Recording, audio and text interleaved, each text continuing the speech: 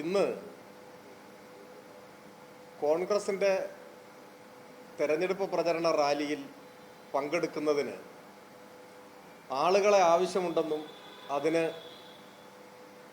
പണം പ്രതിഫലമായി നൽകും, പണവും ഭക്ഷണവും പ്രതിഫലമായിട്ട് നൽകുമെന്നുമുള്ള നിലയ്ക്ക് ഒരു പരസ്യം പ്രത്യക്ഷപ്പെടുകയും അല്പസമയത്തിനകം ആ പരസ്യം പിൻവലിക്കപ്പെടുകയും ചെയ്തത് സംബന്ധിച്ച് ഒരു വാർത്ത ചില മാധ്യമങ്ങൾ പുറത്തുവിടുകയുണ്ടായി.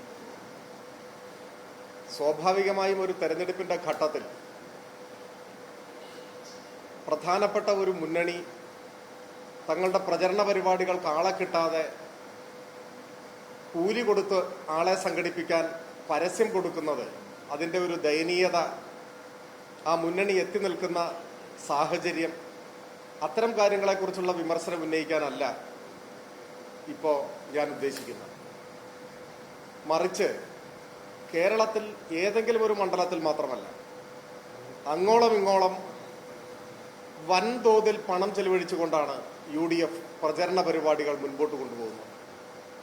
ജാഥയിലോ പരിപാടികളിലോ പങ്കെടുക്കുന്നവർക്ക് പ്രതിഫലം നൽകുന്നതുൾപ്പെടെ, ദിവസക്കൂലി നൽകുന്നതുൾപ്പെടെ വൻതോതിൽ പണം ചെലവഴിക്കുകയാണ്.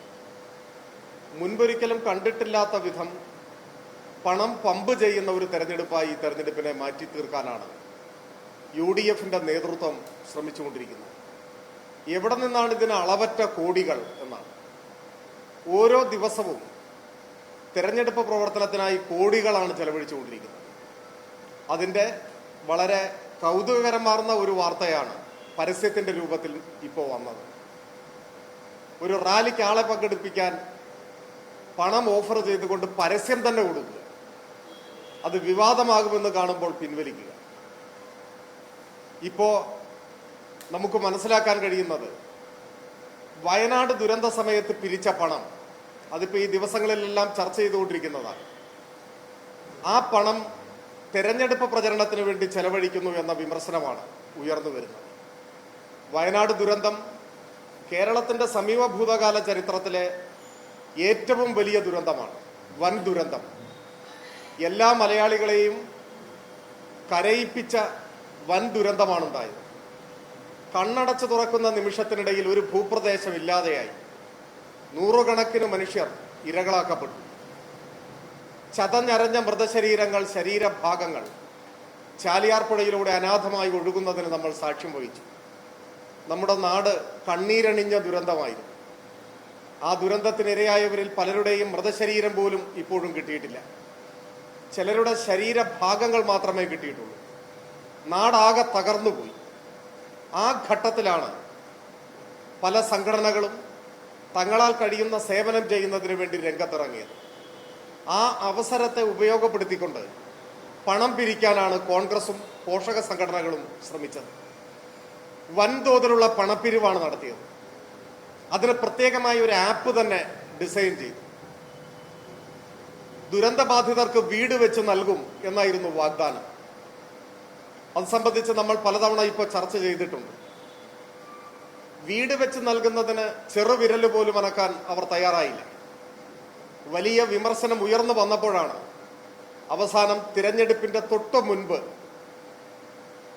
സാങ്കേതിക നടപടിക്രമങ്ങൾ പോലും പൂർത്തിയാക്കാതെ, വാസയോഗ്യമാണോ എന്ന കാര്യത്തിൽ തന്നെ തർക്കമുണ്ട്, ഞാനതിപ്പോഴൊരു ആരോപണമായി ഉന്നയിക്കുന്നില്ല, 3 ഏക്കറയോ മറ്റോ സ്ഥലം വാങ്ങി എന്ന് പറയുന്നു. ഇവർ വാഗ്ദാനം ചെയ്ത വീടുകൾ വെച്ചു കൊടുക്കാൻ ആ സ്ഥലം മതിയോ എന്ന ചോദ്യമെല്ലാം പ്രസക്തമാണ്.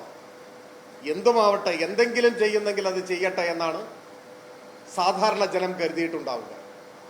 വലിയ ആഘോഷപൂർവം തറക്കല്ലിട്ടു.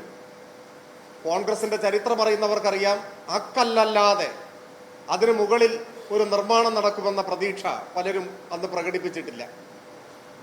എന്നാൽ പ്രതിപക്ഷ നേതാവ് അസന്നിഗ്ധമായി അന്ന് പറഞ്ഞത് 10 ദിവസം കൊണ്ട് നിർമ്മാണം പൂർത്തിയാവുമെന്നാണ്. അദ്ദേഹം പറയുന്ന വാക്കിന്റെ വില ഇപ്പോൾ എല്ലാവർക്കും അറിയുന്നത് കൊണ്ട് ആരും വലിയ വ്യാമോഹം വെച്ച് പുലർത്തിയിട്ടുണ്ടാവില്ല എന്നാണ് എനിക്ക് തോന്നുന്നത്. എന്നാൽ ഇന്നലെ അദ്ദേഹം പറയുന്നു, അവിടെ പണി തുടങ്ങി. അദ്ദേഹം പറയുകയാണ്. എങ്ങനെ ഒരു രാഷ്ട്രീയ നേതാവിന് ഇങ്ങനെ പറയാനാകുന്നു എന്നതാണ് പ്രധാനം. അവിടെ സ്ഥലത്ത് പോയി ചില മാധ്യമങ്ങൾ റിപ്പോർട്ട് ചെയ്തിട്ടുണ്ട്. ഒരു പണിയും തുടങ്ങിയിട്ടില്ലെന്ന് മാത്രമല്ല, കെട്ടിട നിർമ്മാണത്തിന് അനുമതി തേടിക്കൊണ്ടൊരു അപേക്ഷ പോലും തദ്ദേശ സ്ഥാപനത്തിന്റെ മുൻപാകെ വന്നിട്ടില്ല എന്നും റിപ്പോർട്ട് ചെയ്യപ്പെടുന്നു. ഒരു കെട്ടിടം കേരളത്തിൽ നിർമ്മിക്കണമെങ്കിൽ അതിന് കെട്ടിട നിർമ്മാണ ചട്ടപ്രകാരം തദ്ദേശ സ്ഥാപനത്തിൽ നിന്നും അനുമതി വാങ്ങണം, രേഖാമൂലമുള്ള അനുമതി വാങ്ങണം. അനുമതി വാങ്ങണമെങ്കിൽ കെട്ടിട നിർമ്മാണ ചട്ടങ്ങൾ അനുസരിച്ചുകൊണ്ടുള്ള വിശദമായ പ്ലാൻ ഉൾപ്പെടെ സമർപ്പിക്കണം. ഇതൊന്നും ചെയ്തിട്ടില്ല. കെട്ടിടം നിർമ്മിക്കാൻ ഉദ്ദേശിച്ചിട്ടില്ല എന്നതിൻ്റെ തെളിവാണ് അതിനായി അപേക്ഷ പോലും കൊടുത്തിട്ടില്ല എന്നത്. ഇത്രമാത്രം വൈകിയതെന്തെന്ന ചോദ്യത്തിന് ഇന്നലെയും ആവർത്തിച്ചിട്ടുള്ള മറുപടി, സർക്കാർ ഞങ്ങൾക്ക് ഭൂമി തരുമെന്ന് കരുതി കാത്തിരുന്നു, സർക്കാർ ഭൂമി തന്നില്ല എന്നാണ്. സർക്കാരിനോട് ഭൂമി വേണം ഇങ്ങനെ ഒരു പ്രൊജക്റ്റിന് വേണ്ടി എന്ന് ആരാണ് ആവശ്യപ്പെട്ടത്? അങ്ങനെ ഒരു ആവശ്യമേ ഉയർന്നിട്ടില്ല എന്ന് വാർത്തകൾ റിപ്പോർട്ട് ചെയ്യപ്പെടുന്നു. ഇനി അങ്ങനെ ഒരു ആവശ്യമുണ്ടെങ്കിൽ ഭൂമി കൊടുക്കും എന്ന് എപ്പോഴാണ് സർക്കാർ പറഞ്ഞത്? ഭൂമി കൊടുക്കാമെന്ന് സർക്കാർ പറഞ്ഞിട്ടില്ല, ഭൂമി വേണമെന്നാരും ആവശ്യപ്പെട്ടിട്ടുമില്ല. ഇല്ലാത്ത കാര്യങ്ങൾ ന്യായമായി ഉന്നയിക്കുകയാണ്, വൈകിയതിന് ന്യായം കണ്ടെത്തുകയാണ്, തുടങ്ങാത്ത പണി തുടങ്ങി എന്ന് കള്ളം പറയുകയാണ്. ഞാനിവിടെ അതിനെ വിമർശിക്കാനല്ല ഉദ്ദേശിച്ചത്. നാടിനെ നടുക്കിയ ഒരു മഹാദുരന്തം, ഇന്ന് വരെ നാം കേട്ടിട്ടില്ലാത്ത വൻ ദുരന്തം, നമ്മുടെ കൂടപ്പിറപ്പുകളായ മനുഷ്യർ കൊല്ലപ്പെട്ട, ഒരു നാടാകെ തകർന്നു പോയ, നാട് വിറങ്ങലിച്ചു പോയ ഒരു ദുരന്തം. ആ ദുരന്തത്തെ അവസരമാക്കി കണ്ട് പണം പിരിച്ച് അത് മോഷ്ടിക്കുക എത്ര മനുഷ്യത്വരഹിതമായ ഒരു കാര്യമാണെന്ന്. വിക്ടർ ഹ്യൂഗോവിന്റെ പാവങ്ങൾ എന്ന നോവലിൽ ഒരു കഥാപാത്രമുണ്ട്, തെനാർദിയർ എന്ന് പറയുന്നൊരു കഥാപാത്രം. ആ കഥാപാത്രം ലോകത്തിലെ എല്ലാ ക്രൂരതയുടെയും പ്രതീകമെന്ന പോലെ ആവിഷ്കരിക്കപ്പെട്ട ഒരു കഥാപാത്രമാണ്. സാധാരണഗതിയിൽ ഒരു മനുഷ്യൻ ചെയ്യാൻ മടിക്കുന്ന എന്തു നീച കൃത്യവും ചെയ്യാൻ മടിയില്ലാത്ത ഒരു മനുഷ്യരൂപമുള്ള കഥാപാത്രം. ആ കഥാപാത്രത്തിൻ്റെ നീചമായ മനസ്സ് വായനക്കാരിലേക്ക് പകർന്നു നൽകാൻ ഹ്യൂഗോ കണ്ടെത്തിയ ഉപായം, അയാളുടെ നീചകൃത്യങ്ങളുടെ ആഴം വായനക്കാരന് മനസ്സിലാക്കി കൊടുക്കാൻ വേണ്ടി കൃതിയിൽ ശ്രമിച്ചതായി കാണുന്നത്, യുദ്ധത്തിലും മറ്റും പരിക്കേറ്റ് കൊല്ലപ്പെട്ട യോദ്ധാക്കൾ, അങ്ങനെ കൊല്ലപ്പെട്ട മനുഷ്യരുടെ മൃതശരീരങ്ങൾക്കടുത്തു ചെന്ന് മരണം ഉറപ്പാക്കിയ ശേഷം ആ മൃതശരീരത്തിൽ നിന്ന് മോഷ്ടിക്കാൻ പറ്റുന്നതൊക്കെ മോഷ്ടിക്കുക, ആഭരണങ്ങളും പണവും ഒക്കെ മോഷ്ടിക്കുക. അപ്പം മൃതശരീരങ്ങളിൽ നിന്ന് മോഷണം നടത്തുന്നവനാണ് ഏറ്റവും നീചൻ എന്ന സന്ദേശമാണ് ഒരുപക്ഷെ കേരളത്തിൽ തന്നെ പരിഭാഷപ്പെടുത്തപ്പെട്ട നോവലുകളിൽ, ആദ്യത്തെ നോവലുകളിൽ ഒന്നായി കണക്കാക്കപ്പെടുന്ന, മറ്റു നോവലുകളും ഉണ്ടാവും, എന്നാലും ആദ്യകാലത്തെ നോവലുകളിൽ ഒന്നായി കണക്കാക്കപ്പെടുന്ന പാവങ്ങളിലൂടെ വായനക്കാർക്ക് പകർന്നു നൽകിയത്.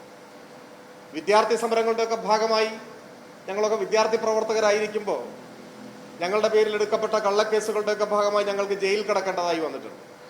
ഞാനിപ്പോഴും ഓർക്കുന്നുണ്ട്, അങ്ങനെ കോഴിക്കോട് ജില്ലാ ജയിലിൽ ഞങ്ങളൊക്കെ വിദ്യാർത്ഥി പ്രവർത്തകരായി കിടക്കുമ്പോൾ മറ്റു പല കേസുകളിലെയും പ്രതികളായിട്ടുള്ളവർ അവിടെ സഹതടവുകാരായിട്ടുണ്ടായി. അതിൽ പോക്കറ്റടിക്കാർ, സ്ഥിരമായി കളവ് നടത്തുന്നവർ, അങ്ങനെയൊക്കെയുള്ള ആളുകൾ, സാഹചര്യം കൊണ്ടൊക്കെ അങ്ങനെ ആയിപ്പോയവരാണ്. അപ്പോൾ അവരുമായിട്ടൊക്കെ കുറേ ദിവസം ജയിൽ കിടക്കേണ്ടി വന്നപ്പോൾ സംസാരിക്കുകയും അവരുടെ അനുഭവങ്ങൾ അവർ പറയുകയൊക്കെ ചെയ്തപ്പോൾ ഈ മോഷ്ടാക്കളും പോക്കറ്റടിക്കാരും ഒക്കെ ആയിട്ടുള്ള ആളുകൾക്ക് അവരുടേതായ ചില കോഡുവാക്കുകളും ഭാഷകളും ഒക്കെ ഉണ്ട്. ഓരോ മോഷണത്തിനും പ്രത്യേക രീതികളൊക്കെയാണ്. ഇപ്പോൾ പോക്കറ്റടി എന്ന് നമ്മൾ പറയും, അവരങ്ങനെ പറയില്ല, അതിന് വേറൊരു വാക്കാണ് ഉപയോഗിക്കുക, അത് കേട്ടാൽ നമുക്ക് മനസ്സിലാവില്ല. അപ്പോൾ അത് സാന്ദർഭികമായി ഞാൻ സൂചിപ്പിച്ചു വന്നു. പക്ഷെ ഞാൻ വളരെ ശ്രദ്ധിച്ച ഒരു കാര്യം, അവർക്കിടയിലും ചില ധാർമ്മികതകളുണ്ട്, മോഷ്ടാക്കൾക്കിടയിലെ ധാർമ്മികത. അതിലൊരു പ്രധാനപ്പെട്ട കാര്യം, പോക്കറ്റടിക്കും, മറ്റു പലതരത്തിൽ മോഷണം നടത്തും, സ്ഥാപനങ്ങൾ കൊള്ളയടിക്കും, ഇതൊക്കെ ചെയ്യും. പക്ഷേ വഴിയിൽ മരിച്ചു കിടക്കുന്ന ഒരാളുടെ ശരീരത്തിൽ നിന്നൊന്നും എടുക്കില്ല മോഷ്ടാക്കൾ. അബോധാവസ്ഥയിൽ കിടക്കുന്ന ഒരാളിൽ നിന്നും മോഷണം നടത്തില്ല. എന്നാൽ ചില നീചന്മാർ അതും ചെയ്യും. അങ്ങനെ ചെയ്യുന്നവരെ മോഷ്ടാക്കൾക്കിടയിൽ വിശേഷിപ്പിക്കുന്ന ഒരു വാക്ക് ശവം തൂക്കെന്നാണ് അവരുടെ കൊടുഭാഷയിൽ. ശവം തൂക്ക് എന്നാണ് പറയുന്നത്. ശവം തൂക്കിന്റെ പ്രത്യേകത, ശവം തൂക്കാണ് എന്ന് പറഞ്ഞാൽ ആ മോഷ്ടാവിനോട് മറ്റു മോഷ്ടാക്കൾ സംസാരിക്കാൻ പോലും തയ്യാറാവില്ല. മോഷ്ടാക്കൾക്കിടയിൽ അകറ്റി നിർത്തപ്പെടേണ്ട ഒരു നീചനാണ് ശവം തൂക്ക് എന്നാണ് പറയുക. ഏറ്റവും അധപ്പതിച്ച കള്ളൻ, യാതൊരു ധാർമ്മികതയും ഇല്ലാത്ത കള്ളൻ മാത്രമാണ് ഈ പണി ചെയ്യുക എന്നാണ്. മോഷ്ടാക്കളുടെ ധാർമ്മികത പോലും തൊട്ടു തീണ്ടിയിട്ടില്ലാത്ത ഒരു വിഭാഗമായി കോൺഗ്രസ് മാറി. കേരള രാഷ്ട്രീയത്തിലെ ശവം തൂക്കുകാരാണ് ഇന്ന് കോൺഗ്രസ്. വയനാട്ടിലെ മൃതശരീരങ്ങൾ ചൂണ്ടിക്കാണിച്ച് ജനങ്ങളിൽ നിന്ന് പണം പിരിച്ച് ആ പണം മോഷ്ടിക്കാൻ ഒരു മടിയും കാണിക്കാത്ത ഒരു വിഭാഗമായി കോൺഗ്രസ് മാറി. ആ പണം ഇപ്പോൾ തെരഞ്ഞെടുപ്പ് പ്രചരണത്തിന് ചെലവഴിക്കുകയാണ്. കോൺഗ്രസിന്റെ റാലിയിൽ പങ്കെടുക്കുന്നവർക്ക് കൂലി കൊടുക്കാൻ, അവരുടെ പ്രചരണം സംഘടിപ്പിക്കാൻ, വയനാട്ടിലെ പാവപ്പെട്ട മനുഷ്യരുടെ, മൺമറഞ്ഞുപോയ മനുഷ്യരുടെ ആ ദുരന്തത്തെ വിറ്റ് പണം വാങ്ങി ആ പണം ഉപയോഗിച്ചുകൊണ്ടിരിക്കുകയാണ്. എത്ര ഹീനമായ കൃത്യമാണിത്. കേരളത്തിൽ അങ്ങോളം ഇങ്ങോളമുള്ള UDF സ്ഥാനാർത്ഥികളുടെ പോസ്റ്ററിലെ സ്ഥാനാർത്ഥിയുടെ ചിരിക്കുന്ന മുഖത്തിന്റെ പിന്നിൽ കുഞ്ഞുങ്ങളെ നഷ്ടപ്പെട്ട അമ്മമാരുടെ കണ്ണുനീരുണ്ട്. മാതാപിതാക്കളെ നഷ്ടപ്പെട്ടു പോയ കുഞ്ഞുങ്ങളുടെ കരയുന്ന മുഖമുണ്ട്. കോൺഗ്രസിന്റെ ഓരോ പ്രചരണ ബോർഡിന്റെയും പിന്നിൽ വയനാട്ടിൽ ദുരന്തത്തിൽ ജീവൻ പൊലിഞ്ഞുപോയ മനുഷ്യരുടെ വിലാപങ്ങളുണ്ട്. ഇനിയെങ്കിലും കോൺഗ്രസ് കേരളത്തിന്റെ മുൻപാകെ തുറന്നു പറയണം, എത്ര പണം പിരിച്ചു. ഈ നിമിഷം വരെ പറഞ്ഞിട്ടില്ലല്ലോ. ആപ്പ് വഴി അല്ലാതെ പോഷക സംഘടനകൾ വഴി നിങ്ങൾ എത്ര തുക പിരിച്ചു? ഈ തിരഞ്ഞെടുപ്പിലെ ഈ ഘട്ടത്തിൽ ഉയരുന്ന ഏറ്റവും പ്രധാനപ്പെട്ട ഒരു ചോദ്യം, നിങ്ങൾ വയനാട് ദുരന്തത്തെ മറയാക്കി എത്ര തുക പിരിച്ചു? ആ സംഖ്യ പറഞ്ഞാൽ മതി. അതെന്താ പറയാൻ മടി? അതെന്തുകൊണ്ടാ പറയാത്തത്? ആ തുക ഏത് അക്കൗണ്ടിലാണ് നിക്ഷേപിച്ചത്? ഇപ്പൊ വലിയ തുക കയ്യിൽ സൂക്ഷിക്കാൻ പാടില്ലല്ലോ, ബാങ്കിൽ നിക്ഷേപിക്കണമല്ലോ. ഏത് അക്കൗണ്ടിലാണ് നിക്ഷേപിച്ചിട്ടുള്ളത് ആ തുക? പ്രതിപക്ഷ നേതാവ് പറയുന്നു KPCC പ്രസിഡന്റിന്റെയും അദ്ദേഹത്തിന്റെയും പ്രതിപക്ഷ നേതാവിന്റെയും സംയുക്ത അക്കൗണ്ടിൽ, ജോയിന്റ് അക്കൗണ്ടിൽ പണം നിക്ഷേപിച്ചുവെന്ന്. അത് കളവാണ് എന്ന് തെളിഞ്ഞു. അങ്ങനെ ഒരു അക്കൗണ്ടിൽ പണം നിക്ഷേപിച്ചിട്ടില്ല എന്ന് വ്യക്തമായി. ഇപ്പോൾ നാമനിർദ്ദേശ പത്രികയോടൊപ്പമുള്ള സത്യവാങ്മൂലം കൂടി പരസ്യരേഖയായി മാറിയതോടെ അത് ഇല്ല, കള്ളമാണ് എന്ന് തെളിഞ്ഞു. ഏത് അക്കൗണ്ടിൽ പണം നിക്ഷേപിച്ചു, എത്ര തുക കിട്ടി? ഇത് പറയാൻ എന്താ മടി?